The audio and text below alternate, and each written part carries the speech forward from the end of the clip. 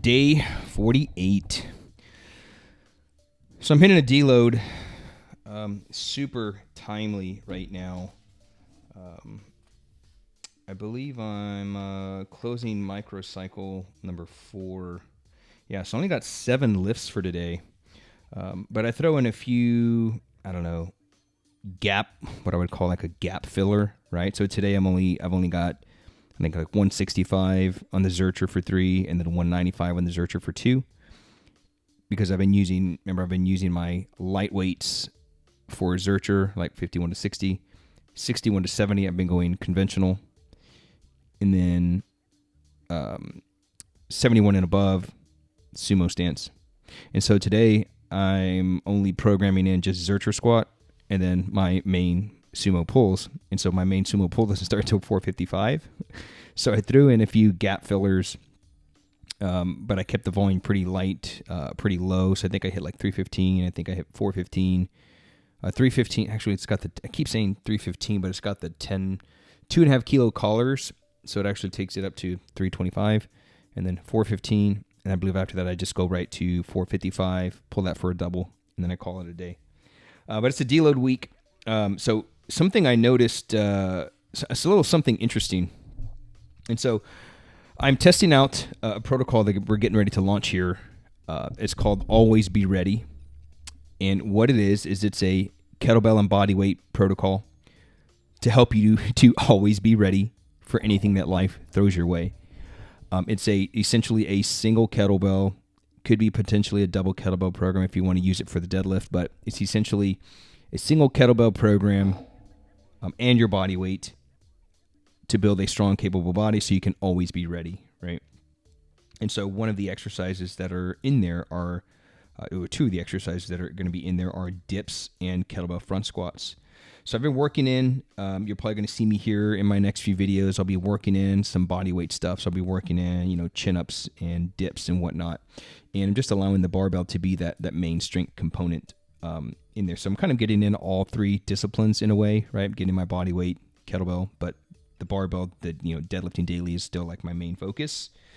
So anyway, the reason why I say that is I practiced or, kind of messed around with, some double front squats, and I went with a pair of 28s, and I think I only did like 2 sets of 5, 28 kilos. And I'll tell you what, dude, I mean, if you think like, 28 kilos, that's only 62 pounds, right? So 2 of them, that's what, 224 pounds? 124 pounds, essentially, right? It's only 56 kilos. Yeah. So 124 pounds. Did that for a set of 5. And dude, that got my heart rate jacked up pretty high. I believe at the end of the front squats, my heart rate went up to it wasn't like in the 140s, and it stayed there even, in between rest periods, it stayed there for a while. And so today I've got Zercher, right? I got 165 that I'm doing right here for a set of 3. And then I did a double at 195, right? And so if you think about it, the Zercher squat, it's a lot like, it's the same loaded pattern as the double kettlebell front squat. It's the same pattern as the goblet squat, right? It's loading those abs, right? It's loading the midsection. It's trying to kind of cut your body in half. And so what was interesting was it didn't. The Zercher, I don't really get winded after that. Like after I do, I have a double here at 195, and even the triple at 165 did not affect my heart rate like a pair of 28 kilo bells. It's very interesting. Just an observation, right? Or I really observed that. I felt it. So it was just a surprise. It was a little surprise there. So I don't know, some benefits there to front squatting with kettlebells versus Zercher squat or, squatting with the barbell is it just seems to, for whatever reason, condition your body a little bit more. One of, the biggest limitation to the kettlebell front squat, and I would even say, the Zercher squat here, is holding those bells in the rack, right? Your biggest limitation in the Zercher is going to be your abs. It's going to be your ability to hold that barbell in the rack position. Okay, and so the limiting factor of the kettlebell front squat is the shoulders are going to burn out faster than your legs are going to burn out, right? Faster than your back is going to kind of give out, right? But there's some great assets to the double front squat, which is why I prefer Zercher and double front squat versus like back squatting with the barbell. Back squatting with the barbell is sport specific, right? So I don't think average Joes and Janes need to be back squatting a barbell unless they're going to be training for a powerlifting meet, an Olympic weightlifting meet. Like I don't really think you need to be doing barbell back squatting. And so anyway, the reason why I chose Zercher and the reason why I prefer kettlebell front squat is it's a built-in safety mechanism, right? You don't need a spotter. Okay, you don't need a spotter, and if you let me see, how do I say this? If you try to squat something heavier than you can physically hold, yeah, it's a limitation, but it's also just a built-in safety mechanism, right? It's going to keep you safe. If you can't hold the weights in the rack, kettlebells in the rack, you just dump them, right? If you can't hold the barbell anymore in the Zercher, you just dump it, right? So very safe. Though one could look at it as a limitation, I just look at it as a safety mechanism. All right, and you get all the same benefits from it. It's going to build the abs, and then the deadlift builds the back. Okay, and the Zercher squat and the front squat, the goblet squat are also going to build the back, a lot of the upper back. But anyway, I just noticed that was something interesting in the double front squat versus the Zercher.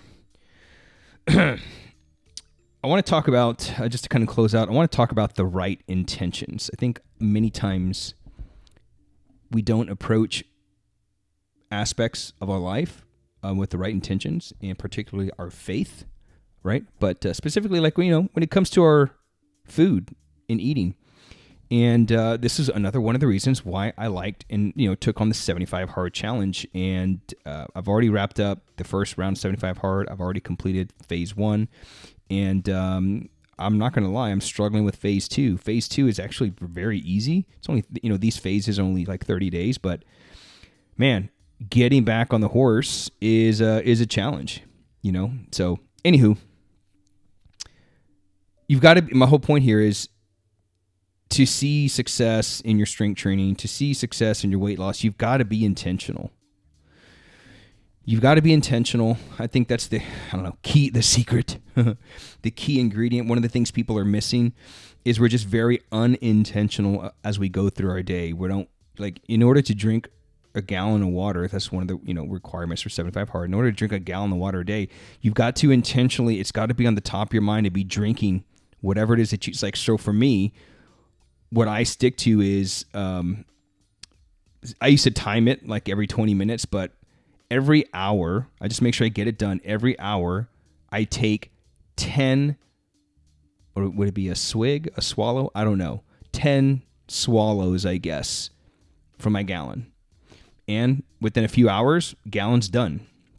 Usually I have, when I stay intentional and I stay, to that, my gallon's usually done by, between 12 and 1, maybe 2 o'clock. So I get that. I like to get that gallon in early because, man, you're going to be using the restroom a lot. And it was interrupting my sleep when I was finishing my gallon later in the day just because I was not intentional about drinking it. I was basically chugging that last almost half gallon between like 6 and 8 p.m. And then I would literally have to get up 3 or 4 times in the middle of the night to use the restroom. So didn't like that. So I just had to be more intentional about getting in earlier, starting my water early and getting it done early, right? And I think the same goes for tracking your foods. A lot of people say, you don't need to count calories. Well, you know what? The truth is, if you've got a specific weight loss goal, if you've got a specific goal, you got to track. That's the be all end all. This whole concept of intuitive eating, and I don't buy into it because I don't buy into it in terms of if you've got a specific goal. Yeah, if you're just going to kind of go about your day and you just want to eat like, when I'm full, I'm just going to stop eating, cool. But if you ever find yourself like, man, I'm not losing the weight that I wanted, or, again, if you've got that specific target, I've talked about this in a previous episode. I believed it was the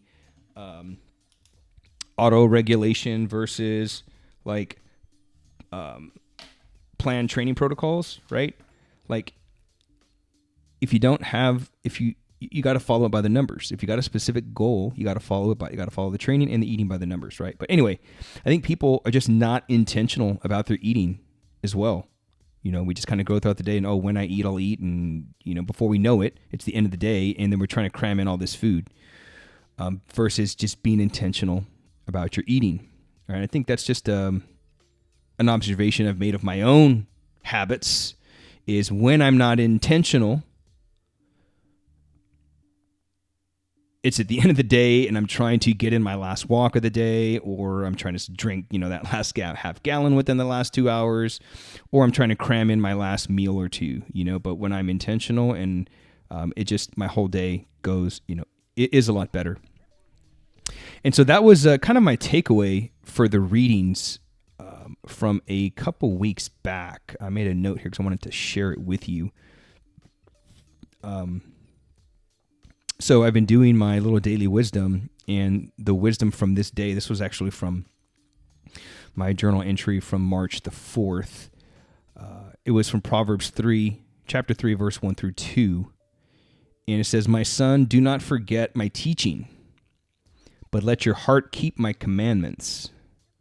For the length of days and years of life and abundant welfare will they give you." Right? So in that little wisdom piece, and this is just my understanding, my takeaway. You may have a different understanding or takeaway, but it's very important though. And I think this is where we can go wrong in the faith realm is we begin to just rely on our own understanding. We begin to rely on our own interpretation of scripture and things in the world, right?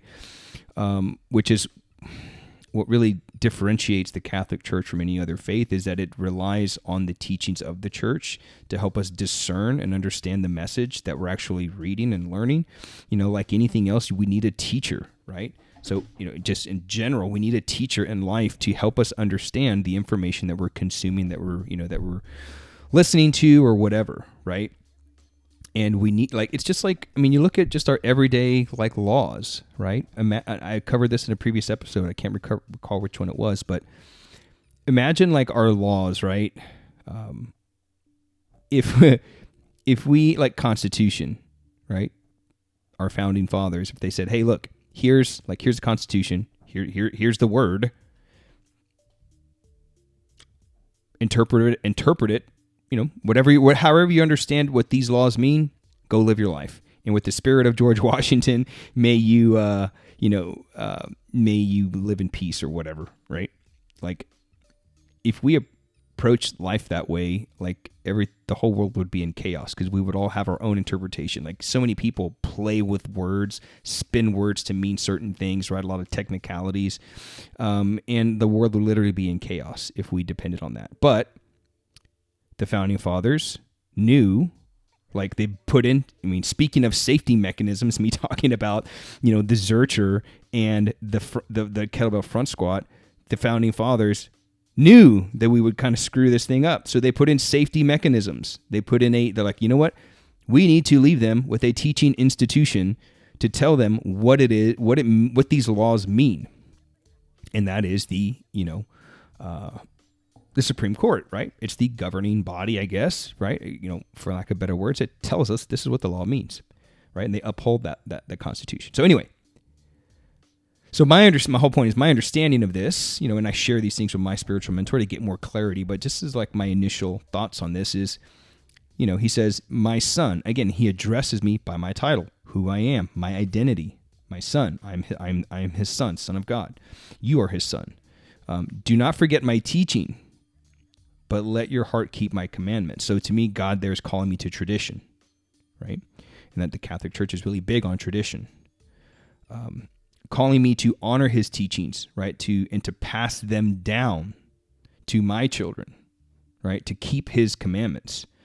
That is, you know, can be that tends to be a controversial topic in the Christian community. Protestants, First Catholic, etc. is no, you know, you don't need to honor, because if you honor the commandments, i.e. the law, then you have to honor the whole law, like all 600 and whatever laws that the Jews created, right? But there was 10 initial commandments, right? The 10 commandments. And not a lot of people think we need to live by those, but we do. And, not in quite what I learned about the 10 commandments, understanding, is they're not like rules like, oh, you can't do this, don't do this. Like, that's how we tend to read the 10 commandments. Like, do not kill, do not do these things, right? Well, what I came to understand about the commandments is they are results, not just rules, right? They're results. If I love my neighbor, I will not cover his goods. If I love my brother, I will not kill him.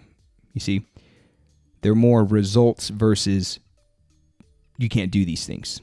And that's how we tend to look at things as people. And so God is calling me to honor his commandments, right? He says constantly throughout the scripture, if you love me, you will keep my commandments, right? But, of course, like anything else, we screw things up, we pervert things, and, the Jews created 600 plus different laws. Like you had to, in order to be justified, you needed to wash your hands a specific way before you ate, and if you didn't, that was a sin. Like they created all these kind of nonsensical, which is why Christ came and said, you know what, hold on here, just focus on these 2 commandments, right? Love God with all your might, with all your soul, all your energy, and love your neighbors, you love yourself. Like these are the 2 greatest commandments, which essentially summarize the 10 commandments. Okay. But God's, he's calling me here to tradition, to honor his teachings and to pass them down to my kids, right? That is one of my main jobs as father. Okay.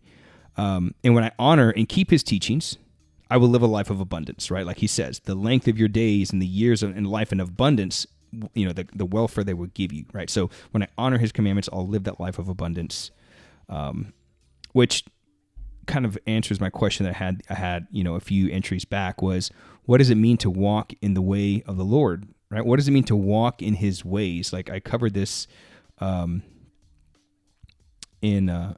me see if I can find it here. My fancy little note app here. This was from, actually, I don't think I made a video on this one.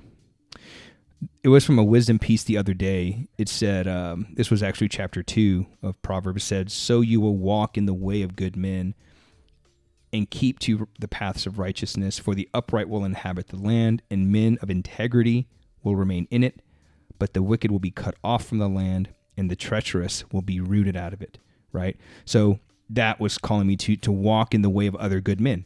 Tradition, right? To me, it infers that I need to be surrounded by a community of other men further along the journey than myself.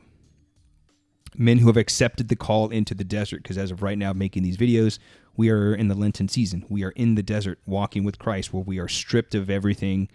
I mean, all we have is that identity to cling to, right? Which is why, lately in the wisdom, the daily Proverbs I've been reading, he opens up with my son, a lot, reminding us of our identity. Okay. And so in that desert, right, in any desert, you're stripped of everything, right? And so I need to follow men of integrity, right? And I encourage you to follow men of integrity, men who walk the walk, right? So to me, that's what it means to walk in the way of God, is to follow, obviously Christ is that greatest, that highest man, right? And that's one of the first things he did when he started his ministry, was he started his own community of men, his own gang of better men, right? So to walk in the way of good men, well, there's only one good man ever, Christ, right? And so to follow in his ways, to accept his call, to follow him into the desert, that kind of like answered my question, because I was like, well, what does it mean to walk in the way of the Lord? Because it was one of the Proverbs I read the other day. It means to honor him, right? It means to not forget his teachings. To walk in his way means to honor him, to keep his commandments, to not forget his teachings. And when we do those things, we walk in his ways, right?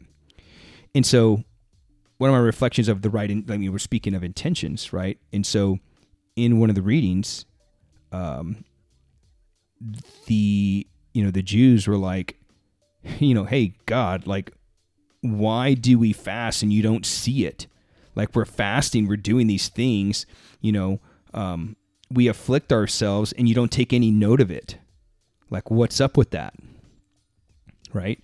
So it's an interesting question. These people are questioning God on why he does not see the things that they're doing, right? It's like kind of like the whole Cain and Abel thing too, back in the, Old Testament. Like, Abel was a very, just man, and everything he did before the Lord was, the Lord saw. But yet Cain became resentful and bitter.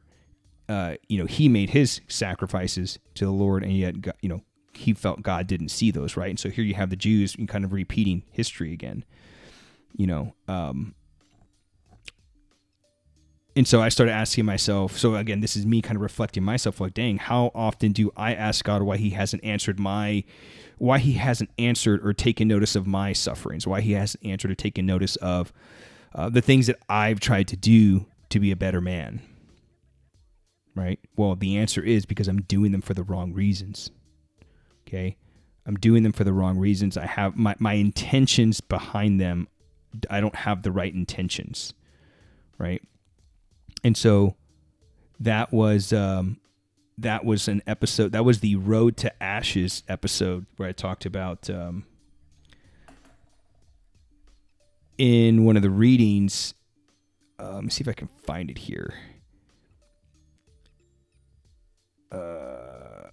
In the gospel from the Road to Ashes episode, Christ says, "Take care to not perform your righteous deeds in order that people may see them." Right? You will have no recompense, right? You'll have no reward from your Father in heaven. When you give alms, like, don't blow trumpets, right? As the hypocrites do. When you pray, don't pray like the hypocrites. Don't pray out in public, pray in private, in your own room, right? So me trying to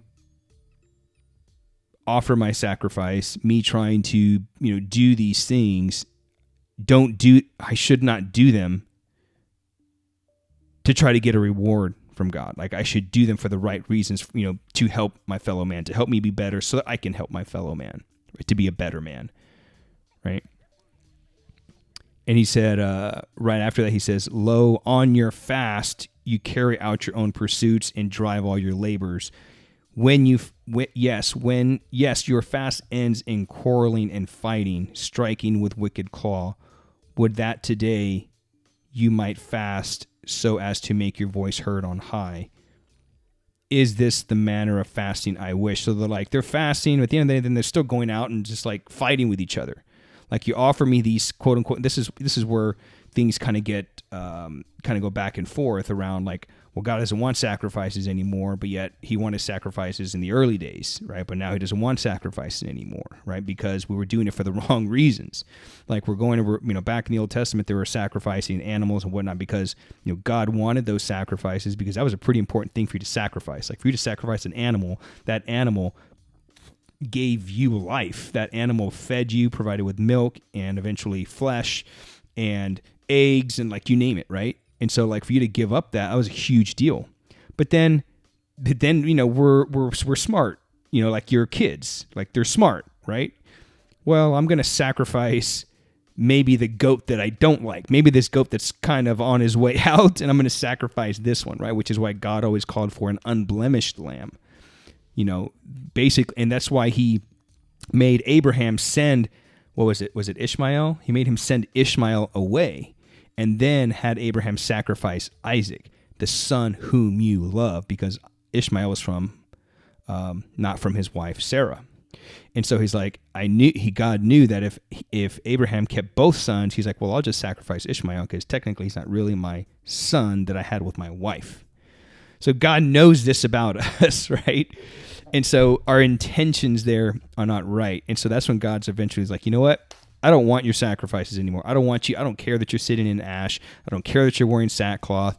Like, I don't care that you're fasting. Here is what I want you to do instead, right? He says here, in this manner of fasting, I wish, one, that you keep a day of penance, right? That a man bow his head like a reed and lie in sackcloth and ashes, right? Do you call this a fast? Actually, let me back up. He's saying this is kind of what you're doing, but do you really call this like a fast? Like you're keeping a day of penance. You're wearing sackcloth and ashes. Do you expect me to accept this as acceptable? Because even though you're doing these things, you're still going off and being a jerk. You're still not walking in the ways of the Lord. Your intentions are not there, right? So he says, this rather is the fasting that I wish. He says, release those bound unjustly, untying the thongs of the yoke, setting free the oppressed, breaking every yoke, sharing your bread with the hungry, sheltering the oppressed and the homeless, clothing the naked when you see them, not turning your back on your own. Then your light shall break forth like the dawn, and your wound shall quickly be healed. Your vindication shall go before you, and the glory of the Lord shall be your rear guard. Then you shall call, and the Lord will answer. You shall cry for help, and he will say, here I am. So it sounds to me like ultimately, God doesn't want us in sackcloth and ashes and self-punishment, right? Penance. Instead he wants us to love others, right? Because how many times do we go to church, we go to mass, we do these things, and when it's all great in front of people that people can see it, and yet after that we go home and we're a jerk to our wife or our kids or our mom or whoever. And it's like, that's not the fasting. That's not the sacrifice that I want. You need to, I want you to love others. I want you to, unbound, remove those that you have bound, right? So people maybe that you're holding a grudge against, right? Clothe the naked when you see them, right? So that could be, kind of, I can see, many people, and I'm guilty of this. Like, man, I'm not going to give money to the homeless people, but he's just going to go buy alcohol. That's not up to us. Like, I kind of came to that conclusion. Like, it's not up to me what this person does with it. If I have anything that I can give this guy or this dude, like, I'll give him kind of what I have. It's up to him what he's going to do with it after that, right? And it's just caused me to reflect on all these things that all these things that I've done. And, have I treated my own brother the right way? Have I turned my back on him, right? Because that was something they mentioned in there. Brother is in through my actual blood brother or guys that I know.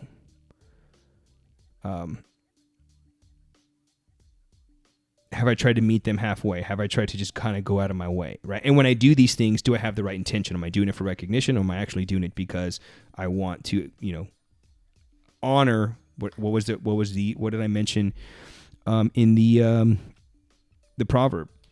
Not to forget his teaching, right? To keep his commandments. So am I really doing it to love God, or am I doing it just because I want recognition, right? So not having the right intentions, right? Kind of like Cain's approach, right? And then these Jews' approach when they were like, Lord, how come when we fast, when we do these things, you don't see it? Well, it's because we're doing it. You're doing it for the wrong intentions, essentially, which is why eventually he says, like, I don't want sacrifice.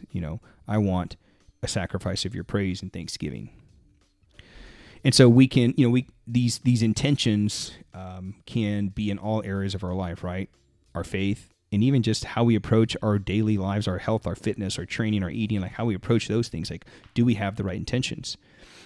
Fasting has become a very mainstream thing for health too, right? But are we doing it for the right intentions? Like, as I look at fasting more, it's, yes, there's a lot of health benefits to it. There's a lot of, you can lose weight doing it, right? But if we do it for those like vain intentions alone, then we're really missing out on a lot of things. Maybe you can offer your next fast as a sacrifice, to the Lord. It's like, you know what, Lord, I'm going to fast today, but I'm going to offer it up to you as a sacrifice of praise, as a spiritual sacrifice for those who don't have food. Maybe for those that are in countries that are starving. Like, I'm willing to suffer this little bit.